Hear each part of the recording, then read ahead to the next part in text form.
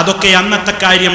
പിന്നീട് വളരെ കാലങ്ങൾക്ക് ശേഷം ഇതാ CM മടവൂര് സൗദി അറേബ്യയിലെ ജയിലിലെത്തി എന്നും അവിടെയുള്ളവർ ജയിൽവാസിയേതാ അത്ഭുതകരമായ നിലയ്ക്ക് ഇവിടെ നിന്ന് പെട്ടെന്ന് അങ്ങോട്ട് എത്തിയിട്ട് CM-നെ വിളിച്ചപ്പോഴേക്ക് ഇവിടുന്ന് അങ്ങോട്ട് എത്തിയിട്ട് ആളെ മോചിപ്പിച്ചു എന്ന് ഇവര് പ്രചരിപ്പിക്കുന്ന കെട്ടുകഥ നമ്മൾ വേണ്ടത്ര വിശദീകരിച്ചതാണ്. ആ അമ്പിയാക്കളുടെ ഒക്കെ പാത വിട്ടുകൊണ്ട്, മഹത്തുക്കളുടെ ഒക്കെ പാത വിട്ടുകൊണ്ട് ഇതാ ഇന്നും പ്രചരിപ്പിക്കുകയാണ്.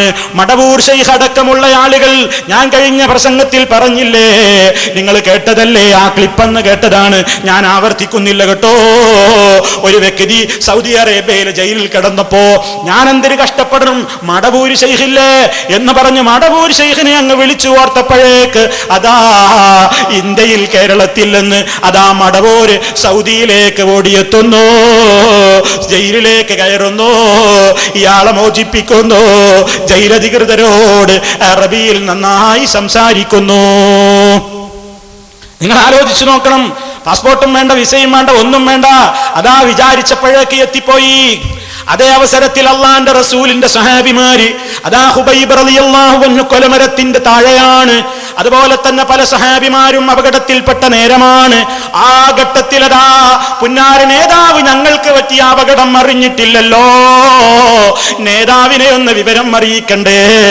അഷ്റഫുൽ ഖൽഖ് സല്ലല്ലാഹു അലൈഹി വസല്ലം വളർത്തിയുണ്ടാക്കിയ പ്രിയപ്പെട്ട ശിഷ്യന്മാരെ കൊലക്കളത്തിലേക്ക് അടുത്തപ്പോ ആ സന്ദർഭത്തിൽ അതാ അവരുടെ മനസ്സില്ലെന്ന് ഞങ്ങളുടെ നേതാവ് ഞങ്ങളെ പറ്റി അറിഞ്ഞിട്ടില്ലല്ലോ, റസൂലുള്ളാഹിക്ക് ഈ വിവരമൊന്ന് കൈമാറാൻ എന്താ വഴി?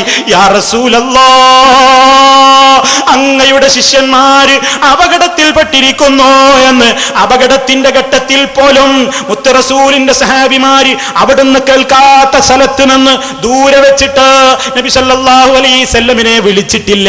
അവര് പക്ഷേ ആരെയാ വിളിച്ചത്?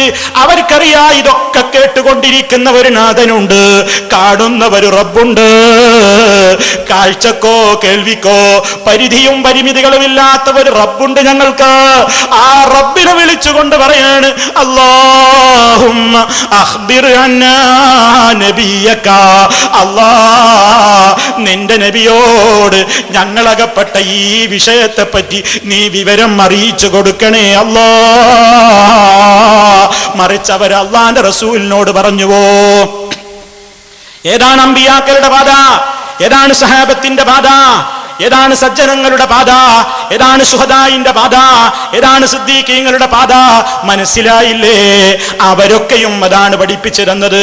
എന്നിട്ട് ഇവിടെ നിന്നാണ്ട് വിളിച്ചപ്പോഴേക്ക് അതാ സൗദി അറേബ്യയിൽ നിന്ന് ഓർത്തപ്പോഴേക്ക് കേരളത്തിൽ നിന്നതാ മടവൂര് ശൈഖ് അതും ജയിലിലേക്ക് അങ്ങ് പാഞ്ഞെത്തി ആളെ മോചിപ്പിക്കുന്ന കെട്ടുകഥയും കള്ളക്കഥയും ഇവിടെ ഞാൻ ഇട്ടതല്ലേ, ആ ക്ലിപ്പ് ഞാൻ കാണിച്ചതല്ലേ. കാമ എന്ന പേരോട് മുസ്ലിയാരും ഉണ്ടാഞ്ഞതെന്തേ? നിങ്ങൾക്കത് സ്ഥാപിക്കാൻ ഒരിക്കലും കഴിയില്ല. അതുകൊണ്ട് വേഗം തടി സലാമത്താക്കിയതാണ് ഞങ്ങൾക്കറിയാം. പറയണം, നിങ്ങൾക്ക് അതിനെ കുറിച്ച് അഭിപ്രായം ഉണ്ടാവുമല്ലോ, അത് നിങ്ങൾ പറയണം. ഇവിടെ ബാക്കി ഇൻഷാ അല്ലാഹ് നമുക്ക് പിന്നെ പറയാം. മുസ്ലിയാരും മിണ്ടിയിട്ടില്ല, മാത്രമല്ല